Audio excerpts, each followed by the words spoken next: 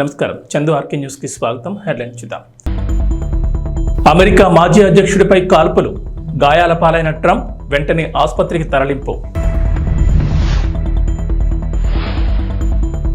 మోదీ సర్కార్ నన్ను టార్గెట్ చేసింది, ఏఐసిసి ప్రధాన కార్యదర్శి కేసీ వేణుగోపాల్ ఆరోపణ. విశాఖ వాసులకు గుడ్ న్యూస్, చంద్రబాబు పర్యటన తర్వాత మెట్రో రైల్ ప్రాజెక్టులో కదలిక. తెలంగాణకు రెయిన్ అలర్ట్, 4 రోజుల పాటు భారీ వర్షాలు. నరేంద్ర మోడీ ప్రభుత్వం తనను టార్గెట్ చేసిందని ఏఐసిసి ప్రధాన కార్యదర్శి కేసీ వేణుగోపాల్ ఆరోపించారు. తన మొబైల్ ఫోన్ లక్ష్యంగా స్పైవేర్ను గురిపెట్టిందని మండిపడ్డారు. ఈ మేరకు యాపిల్ సంస్థ నుంచి ఆయనకు వచ్చిన అలర్ట్ సందేశాన్ని సోషల్ మీడియాలో పోస్ట్ చేశారు. మోదీజీ, మీకు ప్రియమైన స్పైవేర్ను నా ఫోన్లో పంపిస్తున్నందుకు థ్యాంక్స్. మీరు పంపిన ఈ ప్రత్యేక కాను గురించి యాపిల్ ఎంతో దయతో నన్ను అప్రమత్తం చేసింది. రాజకీయ ప్రత్యర్థులు వెంటబడుతూ వారి గోప్యతతో చొరబడడం మీ సర్కార్ చేస్తున్న నేరపూరిత రాజ్యాంగ విరుద్ధ చర్య. దీన్ని మేము తీవ్రంగా వ్యతిరేకిస్తున్నామని పేర్కొన్నారు. 98 దేశాల్లోని వినియోగదారులకు ఈ అలర్ట్ మెసేజ్లను పంపిస్తున్నామని, వీటితో కలిపి 150 దేశాలకు ఇంతవరకు ఇలాంటివి పంపించామని యాపిల్ తెలిపినట్లు వేణుగోపాల్ పేర్కొన్నారు. విశాఖ వాసులకు కూటమి ప్రభుత్వం అధికారంలోకి వచ్చిన తర్వాత శుభవార్త అందించింది. ఇటీవల విశాఖలో పర్యటించిన ముఖ్యమంత్రి నారా చంద్రబాబు నాయుడు విశాఖ మెట్రో రైల్ ప్రాజెక్టుకు సంబంధించి అధికారులకు దిశానిర్దేశం చేశారు. ఈ నేపథ్యంలోనే విశాఖ మెట్రో రైల్ ప్రాజెక్టులో కొంత కదలికొచ్చింది.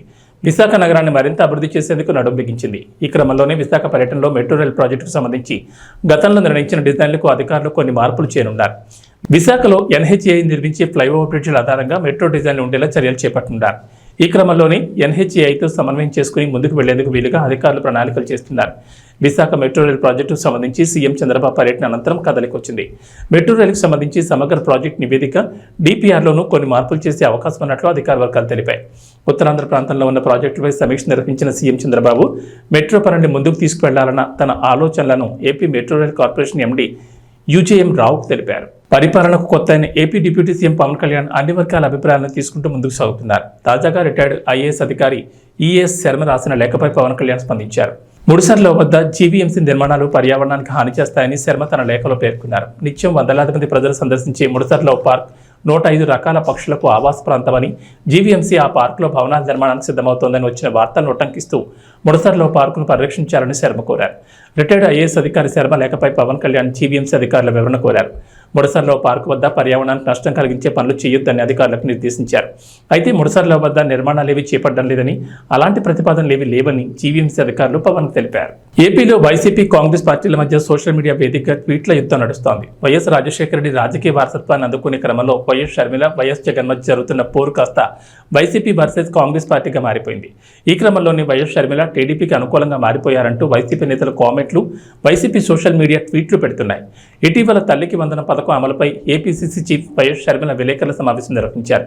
ఆ సమావేశంలోనే అటు టీడీపీ, ఇటు వైసీపీ 2 పార్టీలపైన షర్మిల విమర్శలు గుప్పించారు. పనిలో పనిగా వైఎస్ జగన్ను లక్ష్యంగా చేసుకుని సైతం విమర్శలు చేశారు. దీనిపై వైసీపీ కూడా కౌంటర్ ఇచ్చింది. అయితే వైసీపీ కౌంటర్లకు వైఎస్ షర్మిల ఎక్స్ వేదిక రియాక్ట్ అయ్యారు. వైసీపీ విధానాలను ఎండగడుతూ సోషల్ మీడియా మాధ్యమం ఎక్స్లో సుదీర్ఘమైన పోస్ట్ పెట్టారు. పచ్చకామర్లు ఉన్న వారికి లోకమంతా పచ్చగా కనిపిస్తుందనే సామెతల వైసీపీ నేతల తీరుంది. తల్లికి వందనం ఉత్తర్వులపై వచ్చిన వార్తకు చంద్రబాబు సమాధానం చెప్పాలని మేము అడిగితే, బాబుకి కాంగ్రెస్ తోక పార్టీ అని ముడిపెట్టడం మీ అవగాహన రాహిత్యానికి నిదర్శనం. వైసీపీ నేతలకు కళ్ళు చెవులు ఉండి విజ్ఞత కలిగిన వాళ్ళైతే మేము చెప్పింది ఏంటో 1కి 10 సార్లు వినాలి. తల్లికి వందనం చీవో 29 క్లారిటీ లేదని, ఇంట్లో ఎంతమంది పిల్లలుంటే అందరికీ పథకం వర్తింపజేయాలని డిమాండ్ చేస్తే కూటమి ప్రభుత్వానికి కొమ్ము కాసినట్లు ఎలా అవుతుంది? మేము నిన్న ప్రెస్ మీట్ పెట్టి నిలదీశాం. అందుకే 24 గంటలు దాటకుండా సర్కార్ ప్రజలకు వివరణ ఇచ్చుకుందని షర్మిల ట్వీట్ చేశారు. తెలంగాణలో కొత్త ఆసరా పెన్షన్ల కోసం లబ్ధిదారులు ఎదురు చూస్తున్నారు. ఈ నేపథ్యంలో పంచాయతీరాజ్ గ్రామీణాభివృద్ధి మంత్రి సీతక్క కీలక ప్రకటన చేశారు. ప్రభుత్వం అర్హులకే పింఛన్లు అందజేస్తుందని వెల్లడించారు. ప్రతి పైసా అర్హులకే దక్కాలన్నది తమ ప్రభుత్వ లక్ష్యమన్నారు. పెన్షన్ల పంపిణీలో అక్రమాలను అరికట్టడంతో పాటు ఎప్పటికప్పుడు కొత్తగా లబ్ధిదారుల జాబితాను నవీకరిస్తున్నట్లు వెల్లడించారు. గత ప్రభుత్వ హయాంలో జరిగిన పొరపాట్లను సరిదిద్దామని, అర్హులకే పింఛన్లు అందజేస్తామని అన్నారు. సంక్షేమ ఫలాలు అవసరమైన వారికి దక్కేలా కఠిన చర్యలు తీసుకుంటామన్నారు. ప్రజల నుంచి ఎప్పటికప్పుడు ఫీడ్బ్యాక్ తీసుకుంటూ మానవీయ కోణంలో తమ పాలనను సాగిస్తున్నట్లు వెల్లడించారు. త్వరలోనే లబ్ధిదారులకు కొత్త పెన్షన్లు మంజూరు చేయడంతో పాటు పెన్షన్ల పంపిణీ ఉంటుందని చెప్పారు. ఇక గత ప్రభుత్వం అనర్హులకు కూడా పెన్షన్లు మంజూరు చేసిందని రేవంత్ సర్కార్ ఆరోపిస్తోంది. పేద కుటుంబాల వారికి అందాల్సిన ఆసరా పింఛన్లు దుర్వినియోగమైనట్లు గుర్తించింది.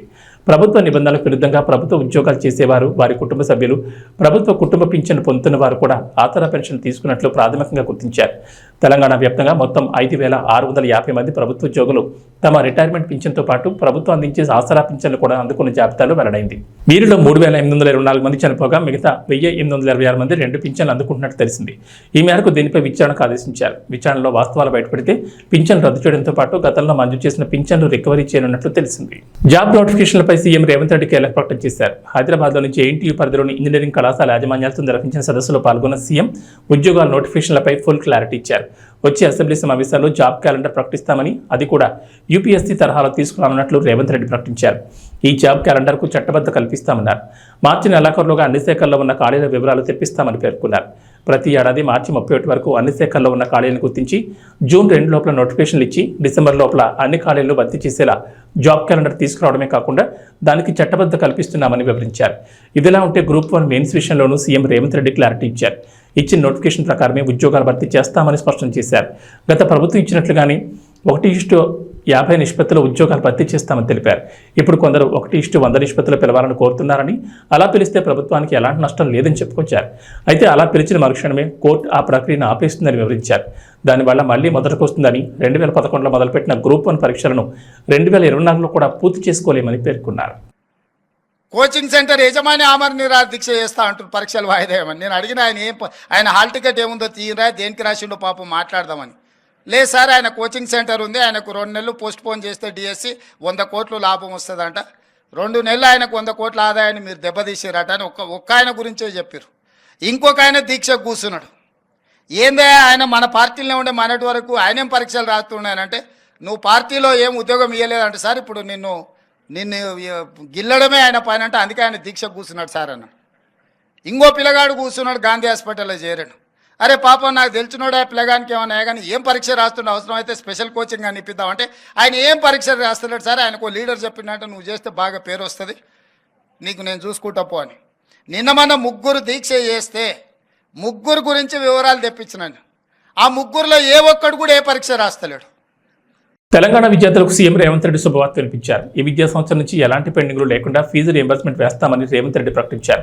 శుక్రవారం జేఎన్టీయూ పరిధిలోని ఇంజనీరింగ్ కాలేజీల యాజమాన్యాలతో నిర్వహించిన క్వాలిటీ ఇంజనీరింగ్ సదస్సులో రేవంత్ పాల్గొన్నారు. ఈ సందర్భంగా ప్రసంగించిన రేవంత్ రెడ్డి ఇంట్రెస్టింగ్ కామెంట్ చేశారు. దేశంలో తొలిసారి ఫీజు రియంబర్స్మెంట్ విధానం ప్రవేశపెట్టింది కాంగ్రెస్ ప్రభుత్వమేనని రేవంత్ రెడ్డి చెప్పుకొచ్చారు. అయితే గత ప్రభుత్వం ఫీజు రియంబర్స్మెంట్ నిధులు విడుదల చేయకుండా చాలా వరకు పెండింగ్ పెట్టిందని, తద్వారా కళాశాలలు తీవ్ర ఇబ్బందులు ఎదుర్కొన్నాయని తెలిపారు. అయితే ప్రస్తుత విద్యా సంవత్సరం నుంచి బకాయిలు లేకుండా ఫీజు రియంబర్స్మెంట్ చేయాలని అధికారులకు ఆదేశాలు ఇస్తున్నట్లు చెప్పుకొచ్చారు. ఇక బకాయిలను కూడా 1 టైం సెటిల్మెంట్ చేసేలా మంత్రి శ్రీధర్ బాబుకు బాధ్యతలు ఇవ్వనున్నట్లు తెలిపారు. ఈ విషయంపై ఆర్థిక శాఖతో మాట్లాడి ఓ కొలికి తీసుకొచ్చేలా చూడాలని శ్రీధర్ బాబుకు యూఎస్ఎఫ్ఐ రాష్ట్ర కన్వీనర్ ఎస్పోదే అధ్యక్షుని రాష్ట్ర కమిటీ సమావేశం విజయవాడలోని ఇబ్రహీంపట్నం సంఘం కార్యాలయం నందు నిర్వహించారు. అక్టోబర్ 18, 19 జాతీయ మహాసభలను విజయవాడ నగరంలో నిర్వహించాలని నిర్ణయించారు.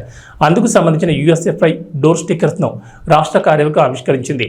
ఈ జాతీయ మహాసభల్లో విద్యార్థి యువకులు అత్యధికంగా పాల్గొన్నారని, ఎన్డీఏ ప్రభుత్వం అనుసరిస్తున్న విద్యా వ్యతిరేక విధానాలను విద్యార్థులు మేధావులు తిప్పికొట్టాలని, రాష్ట్ర వ్యాప్తంగా ఉన్న సాంఘిక సంక్షేమ హాస్టళ్లలో ఉన్న సమస్యలను తక్షణమే పరిష్కరించాలని, కాస్మెటిక్ ఛార్జీలను విడుదల చేయాలని, తిరిగి పాత పద్ధతిలోనే ఫీజు రియంబర్స్మెంట్ను పునరుద్ధరించాలని, రాష్ట్ర వ్యాప్తంగా యూనివర్సిటీలలో ఖాళీగా ఉన్న వైస్ ఛాన్సలర్ మరియు అధ్యాపకుల ఖాళీలను భర్తీ చేయాలని, ప్రతి యూనివర్సిటీకి 200 కోట్ల కేటాయింపుతో అభివృద్ధికి పాటుపడాలని డిమాండ్ చేశారు.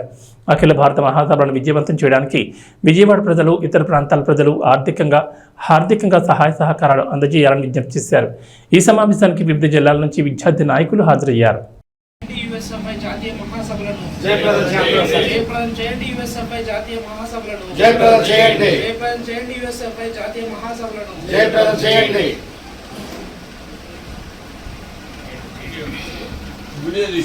అమెరికా మాజీ అధ్యక్షుడు డొనాల్డ్ ట్రంప్పై కాల్పులు జరిగాయి.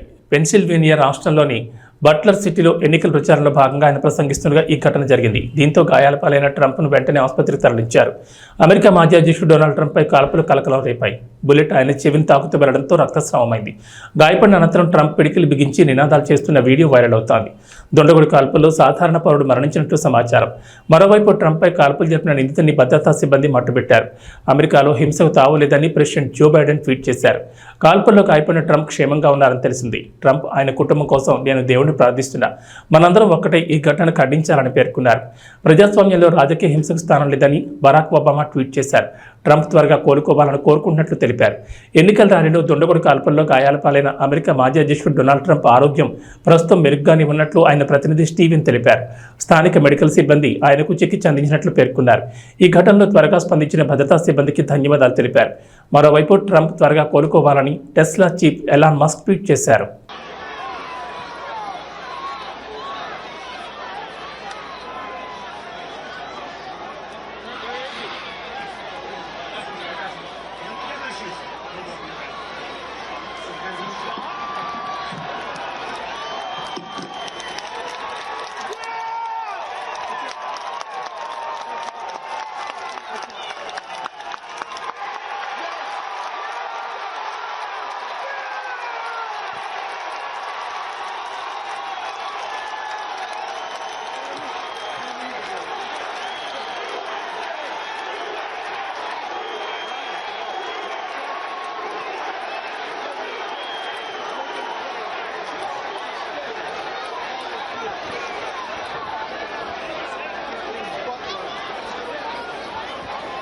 ముగ్గురు దీక్ష చేస్తే దాంట్లో ఒక్కరు కూడా ఏ పరీక్ష రాయట్లేదు. కోచింగ్ సెంటర్ యజమాని పరీక్ష వాయిదా వేయమని ఆమరణ నిరాహారదీక్ష చేస్తున్నాడు. నేను ఆయన ఏ పరీక్ష రాస్తున్నాడని అడిగితే ఆయనకి కోచింగ్ సెంటర్ ఉంది, 2 నెలలు డిఎస్సి పోస్ట్ పోన్ చేస్తే 100 కోట్ల లాభం వస్తుందని చెప్తున్నారు. ఇంకో ఆయన మన పార్టీలోనే ఉండే కదా, ఆయన ఏ పరీక్ష రాస్తున్నాడు అని దీక్ష ఎందుకు చేస్తున్నాడని అడిగితే నువ్వు పార్టీలో ఏం ఉద్యోగం ఇవ్వలేదని నిన్ను గెలడానికి దీక్ష కూర్చున్నానని చెప్పారు. నాకు తెలిసిన ఇంకో పిల్లగాడు గాంధీ ఆసుపత్రిలో చేరి దీక్ష కూర్చున్నాడు. ఏం పరీక్ష రాస్తున్నాడు, అవసరమైతే స్పెషల్ కోచింగ్ ఇప్పిద్దామని అడిగితే ఆయన ఏం పరీక్ష రాయట్లేదు, ఒక లీడర్ చెప్పిండట చేస్తే పేరు వస్తుందని అందుకు చేస్తున్నాడని చెప్పారు CM Revanth Reddy. Coaching centre యజమాని ఆమరణ నిరాహార దీక్ష చేస్తా అంటారు పరీక్షలు వాయిదా వేయమని. నేను అడిగిన ఆయన హాల్ టికెట్ ఏముందో తీయరా, దేనికి రాసిండో పాపం మాట్లాడదామని. లేదు సార్, ఆయన కోచింగ్ సెంటర్ ఉంది, ఆయనకు 2 నెలలు పోస్ట్ పోన్ చేస్తే డిఎస్సి 100 కోట్లు లాభం వస్తుందంట. 2 నెలలు ఆయనకు 100 కోట్ల ఆదాయాన్ని మీరు దెబ్బతీసారట అని ఒక్క ఆయన గురించే చెప్పారు. ఇంకొక ఆయన దీక్ష కూర్చున్నాడు. ఏందే ఆయన మన పార్టీలో ఉండే మనటి వరకు ఆయనేం పరీక్షలు రాస్తున్నాయనంటే నువ్వు పార్టీలో ఏం ఉద్యోగం ఇవ్వలేదంటే సార్ ఇప్పుడు నిన్ను గిల్లడమే ఆయన పైన అంటే అందుకే ఆయన దీక్ష కూర్చున్నాడు సార్ అన్న. ఇంకో పిల్లగాడు కూర్చున్నాడు గాంధీ హాస్పిటల్లో చేరాడు. అరే పాపం నాకు తెలిసినోడు ఆ పిల్లగానికి ఏమన్నా కానీ ఏం పరీక్ష రాస్తుండే, అవసరం అయితే స్పెషల్ కోచింగ్ అని ఇప్పిద్దామంటే ఆయన ఏం పరీక్ష రాస్తున్నాడు సార్, ఆయనకు లీడర్ చెప్పినట్టు నువ్వు చేస్తే బాగా పేరు వస్తుంది, నీకు నేను చూసుకుంటా పో అని. నిన్న మన 3 దీక్ష చేస్తే 3 గురించి వివరాలు తెప్పించినాను. ఆ 3లో ఏ ఒక్కడు కూడా ఏ పరీక్ష రాస్తలేడు. మార్కెట్లో పారేస్తే కూరగాయలు తెచ్చి ప్రభుత్వ వసతిగృహ విద్యార్థులకు పెడుతున్నారా? మీ ఇంటి పిల్లలకు అయితే ఇలాగా పెడతారా? ప్రభుత్వ వసతిగృహ విద్యార్థులంటే మన బిడ్డలతో సమానంగా చూడాలి. ప్రభుత్వ వసతిగృహ అధికారుల తీరుపై దెందులూరు ఎమ్మెల్యే చింతమనేని ప్రభాకర్ అసంతృప్తిని వ్యక్తం చేశారు. ఏలూరు జిల్లా పెదవేగి మండలం పెదవేగిలోని సాంఘిక సంక్షేమ బాలుర గురుకుల పాఠశాలను శనివారం ఉదయం దెందులూరు ఎమ్మెల్యే చింతమనేని ప్రభాకర్ ఆకస్మికంగా సందర్శించారు. ఈ సందర్భంగా పాఠశాలకు ఇచ్చేసిన ఎమ్మెల్యే చింతమనేని ప్రభాకర్కు స్థానిక నాయకులు, గురుకుల పాఠశాల సిబ్బంది మర్యాదపూర్వకంగా స్వాగతం పలికారు. అనంతరం ఎమ్మెల్యే చింతమనేని ప్రభాకర్ గురుకుల పాఠశాల ఆవరణలోని పరిసరాలను స్వయంగా పరిశీలించారు. పాఠశాల ఆవరణలో పారిశుద్ధ్య నిర్వహణ సరిగా లేకపోవడం, తలుపులు లేని అధ్వాన స్థితిలో ఉన్న విద్యార్థుల స్నానాల గదులను చూసి చింతమనేని ప్రభాకర్ పాఠశాల నిర్వాహకులపై అసంతృప్తిని వ్యక్తం చేశారు. అనంతరం పాఠశాలలోని వంటగదిలో పరిశీలించిన చింతమనేని ప్రభాకర్ నాణ్యత లేని కూరగాయలను, సరుకులను గుర్తించారు. మార్కెట్లో తినడానికి పనికిరామంటూ పడేసే కూరగాయలను తీసుకొచ్చారని ఫైర్ అయ్యారు.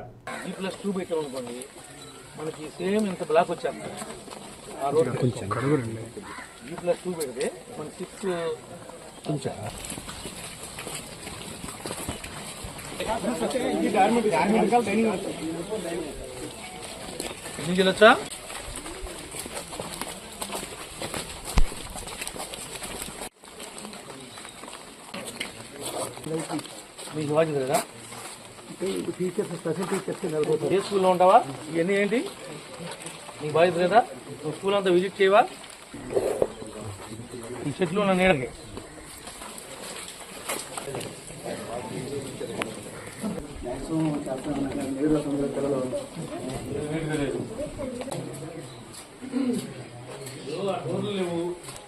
సార్ ఎన్ని వీడియోలు తీసి ఫోటోలు తీసి పెట్టు.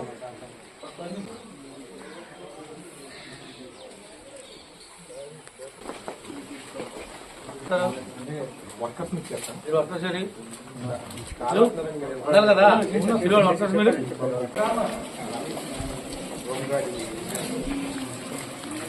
ఎవరు పోటీ చేసినాడు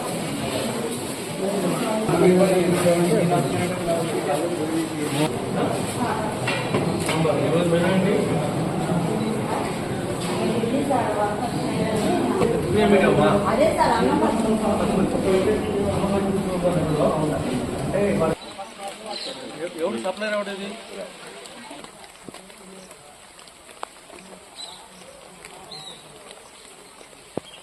నుంచి ఏ రోజు పాలు కట్ చేసిన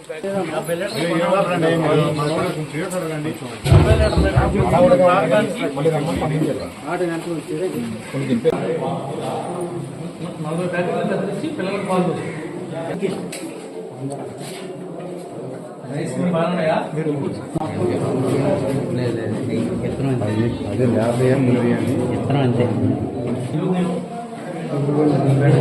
సాంబార్లు వేసుకుంటే బాగుంటుంది తప్ప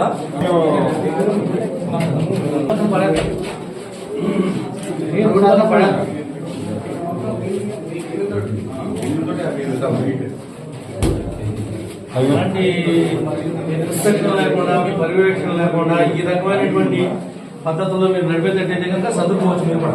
ఇంకా బెండకాయ ఏంటి, ఆనకాయ ఏంటి, రోడ్డు పక్కన పడేసి కాయలు కొని కూర్చొచ్చి పిల్లలు పెడతారా మీరు?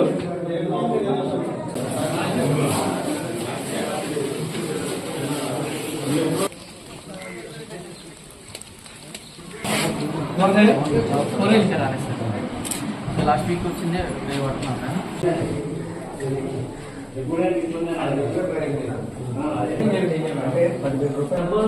గవర్నమెంట్ పంపించాల్సిందా వాటర్ ప్లాంట్ మామూలు ఇంటర్వ్యూ టైంలో ఆ టైంలో మళ్ళీ మంచి వెళ్తారు కదా.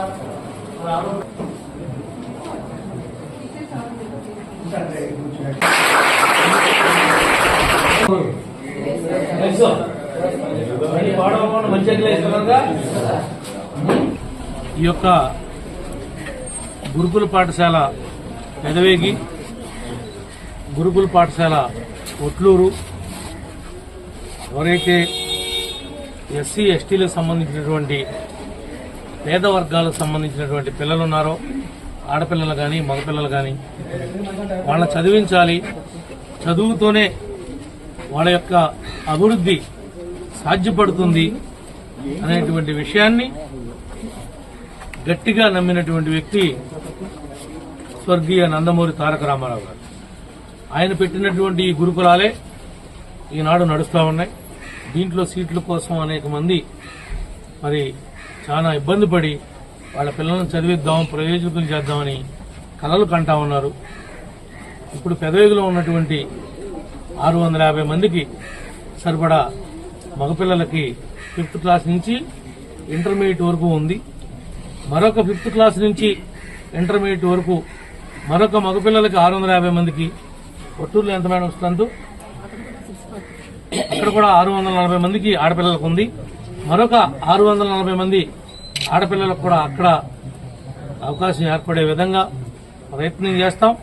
2019లో నేను ఎమ్మెల్యేగా ఉన్నప్పుడు ఇదే పాఠశాలలో అదనంగా 5th క్లాస్ కాడి నుంచి ఇంటర్మీడియట్ వరకు సెక్షన్ వైజ్ పెంచుకుంటూ వెళ్ళడం కోసం నేను అనుమతి తీసుకొచ్చాను. ఎక్కడ అది కార్యరూపం ఇప్పుడు ఈనాటి వరకు కూడా దాల్చలేదు. ఇక్కడ ఉన్నటువంటి ప్రిన్సిపల్ వారు కానీ, డీసీ వారు కానీ, స్టాఫ్ కానీ, సిబ్బంది కానీ మీరు ప్రత్యేకంగా దృష్టి పెట్టాల్సినటువంటి అవసరం ఉంది. ఎక్కడ పాలల్లో ఒక్క చుక్క నీళ్లు కడవకూడదు. నాణ్యమైనటువంటి కూరగాయలను వాడాలి, నాణ్యమైనటువంటి వాళ్ళకి చికెన్ పెట్టాలి, గుడ్డు పెట్టాలి, ఫ్రూట్ పెట్టాలి. మెనూలో ఏమాత్రం రాజీ పడినా మరి మా సర్పంచ్ గారు ఎప్పుడైనా విజిట్ చేస్తాడు. జాగ్రత్తగా పిల్లల్ని తీర్చిదిద్దుతారని మనస్ఫూర్తిగా ఆశిస్తూ మీ అందరి దగ్గర సెలవు. మంత్రి నిమ్మల రామానాయుడికి పుష్పగుచ్చం అందజేసి స్వాగతం పలికారు పురపాలక శాఖ మంత్రి డాక్టర్ పొంగూరు నారాయణ. జిల్లాలోని జలాశయాలను పరిశీలించేందుకు తొలిసారిగా రాష్ట్ర జలవనరుల శాఖ మంత్రి నిమ్మల రామానాయుడు నెల్లూరుకు ఇచ్చేశారు. నెల్లూరు ఆర్ఎన్బి గెస్ట్ హౌస్ లో విడుదల చేసిన మంత్రిని నెల్లూరు జిల్లా మంత్రి డాక్టర్ పొంగూరు నారాయణ, ఆనం రామనారాయణ రెడ్డి మర్యాదపూర్వకంగా కలిసి పుష్పగుచ్చం అందజేసి శాలువాలతో సత్కరించి ఘన స్వాగతం పలికారు. అనంతరం పలు విషయాలతో పాటు జిల్లాలో ఉన్న జలవనరులపై సుదీర్ఘంగా చర్చించుకున్నారు. వారి వెంట ఎంపీ వేమిరెడ్డి ప్రభాకర్ రెడ్డి, జాతీయ ప్రధాన కార్యదర్శి బేత రవిచంద్ర, ఎమ్మెల్యేలు సోమిరెడ్డి చంద్రమోహన్ రెడ్డి, దగ్గుబాటి కృష్ణారెడ్డి, వేమిరెడ్డి ప్రశాంత్ రెడ్డి, జిల్లా అధ్యక్షుడు అబ్దుల్ అజీజ్తో పాటు జిల్లా కలెక్టర్ ఆనంద్ ఉన్నారు.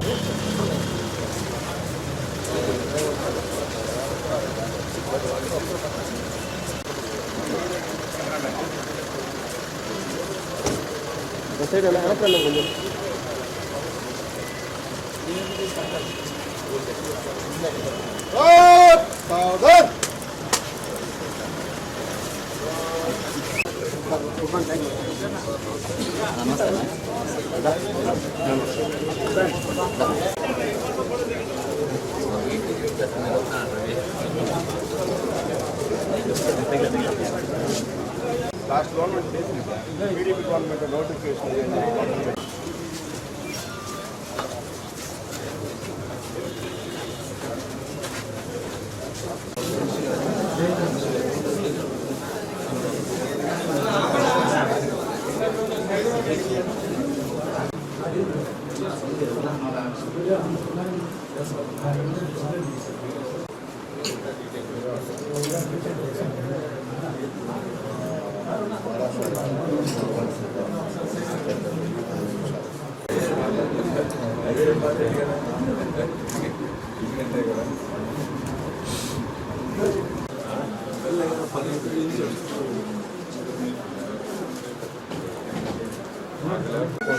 అన్న సైడ్ అన్న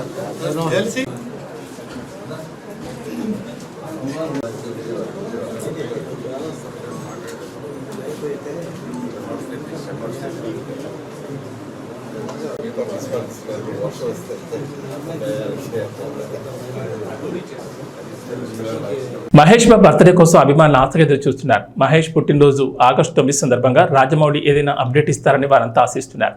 మహేష్ సైతం టోటల్గా జక్కని చెప్పిన స్టైల్లోకి మారిపోతున్నాడు. బాడీ పెంచేస్తున్నాడు అనిపిస్తోంది. లుక్ అయితే పూర్తిగా మార్చేస్తున్నట్లుగా కనిపిస్తోంది. SSMB 29కి సంబంధించిన అప్డేట్ బర్త్డే సందర్భంగా వస్తుందా అని అభిమానులు అయితే ఆరాలు తీస్తున్నారు. ఈ క్రమంలో ఓ వార్త నెట్టింట్లోకి వచ్చేసింది. మహేష్ బాబు బర్త్డే సందర్భంగా ఒక సినిమాను రిలీజ్ చేయడం ఆనవాయితీగా వస్తోంది. ఇలానే రిలీజ్ చేసిన మహేష్ బాబు ఒకడు, పోకిరి, బిజినెస్ మ్యాన్ సినిమాలు బ్లాక్ బస్టర్లుగా నిచ్చాయి. ఈసారి మురారి రిలీజ్ చేస్తారని అంతా అన్నారు. ఈ మేరకు 4K ప్రింట్ రెడీ చేస్తున్నారని వార్తలు వచ్చాయి. మళ్ళీ ఇప్పుడు అతిథిని రిలీజ్ చేస్తున్నారని చెప్తున్నారు.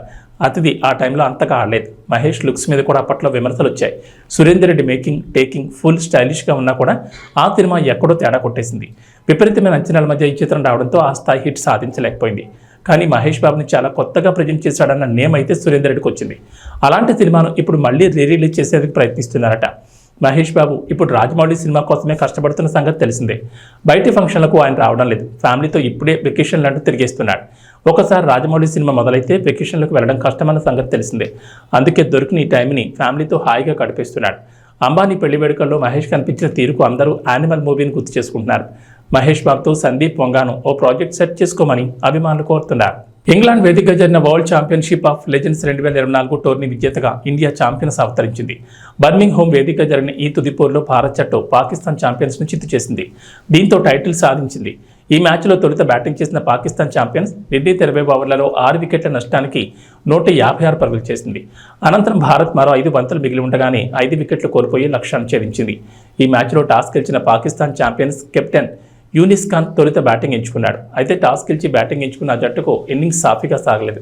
వరుసగా వికెట్లు కోల్పోయిన జట్టు కష్టాల్లో పడింది. భారత బౌలర్లు కట్టుదిట్టంగా బంతులేయడంతో పాకిస్తాన్కు పరుగులు రావడం కష్టమైంది. షోయబ్ మాలిక్ 36 బంతుల్లో 41 రన్స్ చేసి టాప్ స్కోరర్గా నిలిచాడు. భారత బౌలర్లో అనురీత్ సింగ్ 3 వికెట్లు తీగా వినయ్ కుమార్, పవన్ నేగి, ఇర్ఫాన్ పఠాన్ 1 వికెట్ పడగొట్టారు. టోర్నీలో మెరుగైన ప్రదర్శన చేసిన పాకిస్తాన్ భారత్తో మ్యాచ్ అనేసరికి మరోసారి ఒత్తిడికి చిత్తైంది. లీగ్ దశలో ఆ జట్టు చేతిలో ఎదురైన పరాభవానికి భారత జట్టు ప్రతీకారం తీర్చుకుంది. ఇక వాతావరణ విషయానికి వస్తే తెలంగాణకు హైదరాబాద్ వాతావరణ కేంద్ర అధికారులు రెయిన్ అలర్ట్ జారీ చేశారు. ఇవాటి నుంచి 4 రోజుల పాటు వర్షాలు కురుస్తాయని చెప్పారు. నైరుతి రుతుపవనాల విస్తరణకు తోడు ధోని ప్రభావంతో రాష్ట్ర వ్యాప్తంగా 4 రోజుల పాటు వర్షాలు కురుస్తాయని చెప్పారు. నేటి నుంచి బుధవారం వరకు వర్షాలు ఛాన్స్ ఉందని చెప్పారు. కొన్ని జిల్లాల్లో భారీ వర్షాలు కురిసే అవకాశం ఉందన్నారు. ఇవాళ సంగారెడ్డి, మెదక్, కామారెడ్డి, మహబూబ్నగర్, నాగర్ కర్నూలు, నిర్మల్, నిజామాబాద్, వికారాబాద్ జిల్లాలో భారీ వర్షాలు కురుస్తాయని పేర్కొన్నారు. గంటకు 30 నుంచి 40 కిలోమీటర్ల వేగంతో ఎదురుగాలు వీస్తాయన్నారు. ఉరుములు, మెరుపులతో తోడు పిడుగులు పడే అవకాశం ఉందని అప్రమత్తంగా ఉండాలన్నారు. పొలం పనులకు వెళ్లేవారు చెట్ల కింద ఉండకూడదని సూచించారు. ఇక సోమవారం మెదక్, కామారెడ్డి, జనగామ, సిద్దిపేట జిల్లాలోని కొన్ని ప్రాంతాల్లో భారీ వర్షాలకు ఎక్కువగా అవకాశాలున్నాయన్నారు. ఇవి బులెటిన్ విశేషాలు. నమస్కారం.